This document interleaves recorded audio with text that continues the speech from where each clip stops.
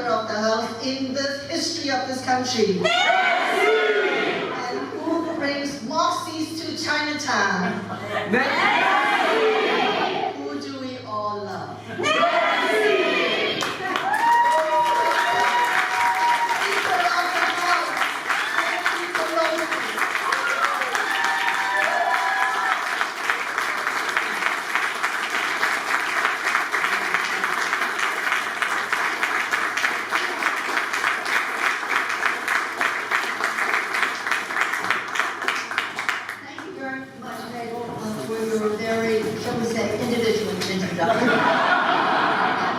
I enjoyed it very much, and I never quite had been introduced by someone having received advice from John Burton on how to address the crowd. So I thank him for bringing you to that event, and I thank you. And I thank you. I want to acknowledge what a pleasure it is to be here and acknowledge to be with Florence. Florence gave the first event for me when I ran for Congress.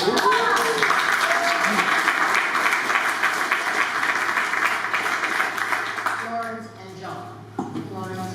Thank you, Florence.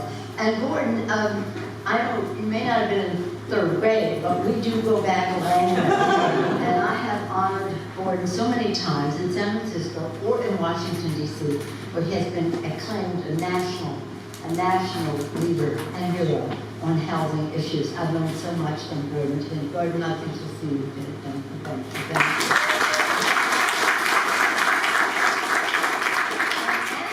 Andy, I think officially we go back the longest in terms of it was like the middle seven. No. 1976. Jimmy Carter was president, and I brought the head of the Department of Health and Human Services, Joseph Califano, to unlock.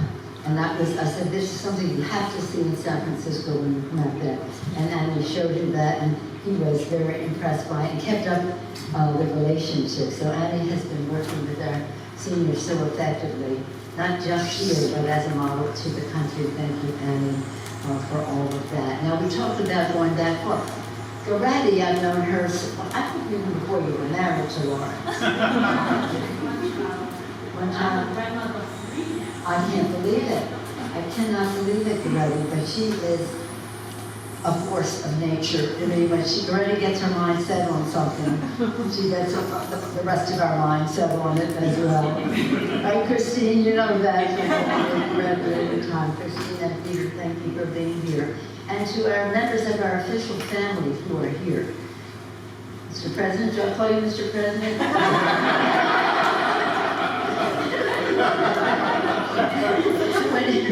Well, you all know that Aaron Peskin, the president of the Board of Supervisors, is here, and Supervisor Schweiker is here as well. Thank you. And that's an applause line, both of them.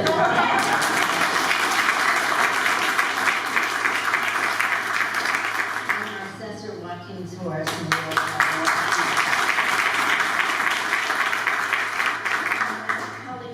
Callie, thank you for your leadership.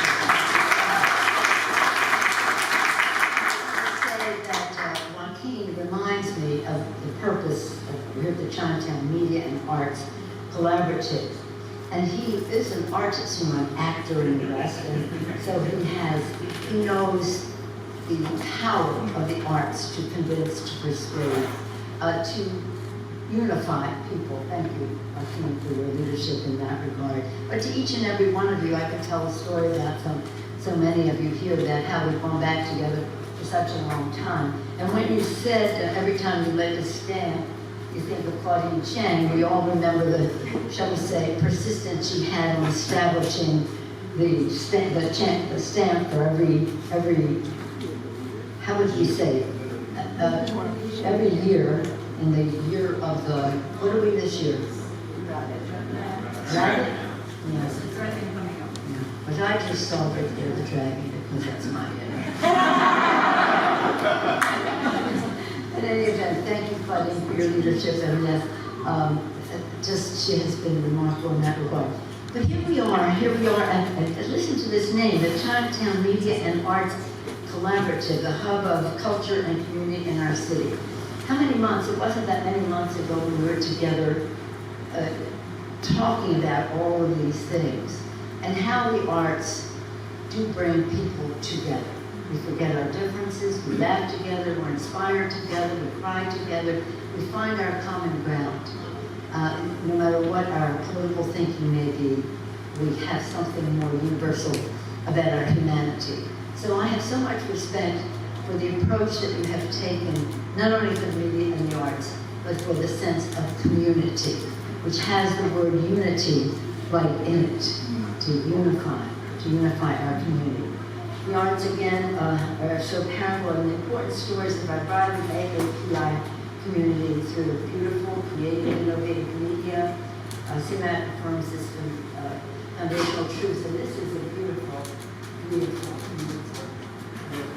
art. I didn't realize it was so big. It's quite wonderful. And that was my privilege to fight for and share $2.5 million in community project funding for Edge of the Square.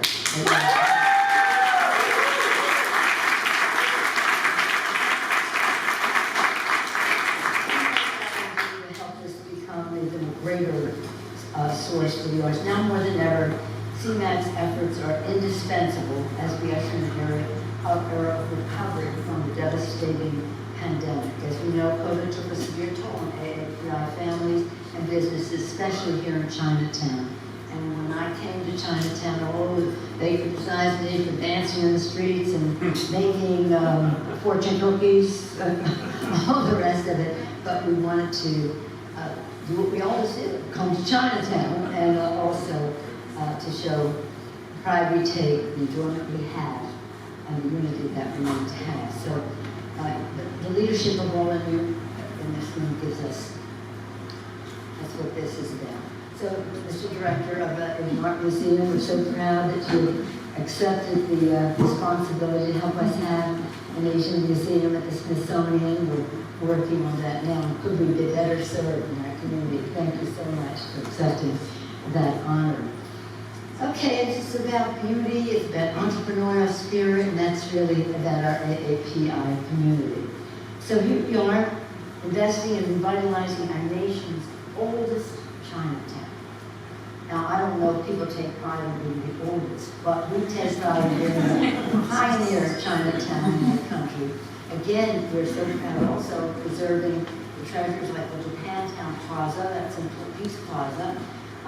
Again, coming together to fight against the racist anti-AAPI hate crimes, fighting for affordable housing, Gordon, thank you, health care by so many of you here, and education. Thank you for your leadership.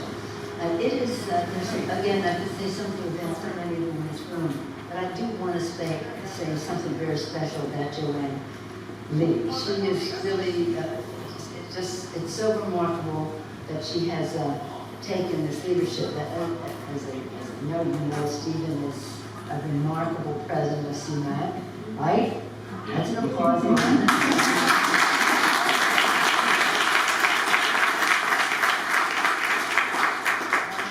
Where's Malcolm? Malcolm? There's Malcolm. Thank you for your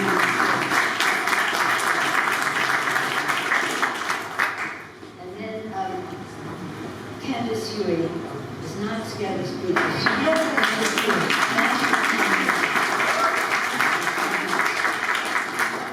has been so much a part of all of this. And now Malcolm is going to yield to Joanne Lee to be the new executive director, and she is going to be dazzling. You know that, right? And I thank you for assuming this responsibility. It means so much to all of us. And I love what people had to say about Florence and having this be true. Now, Florence got a lot of things going. She's got the farm, and she's got the tribute to those who built the Transcontinental Railroad, for another, just to name two of your many wonderful, iconic initiatives. But this one is very special. It makes us all very happy. It all gives us very much hope. And now I thank you for all of that. Now I'm pleased to yield to the new executive director, Joanne Lee.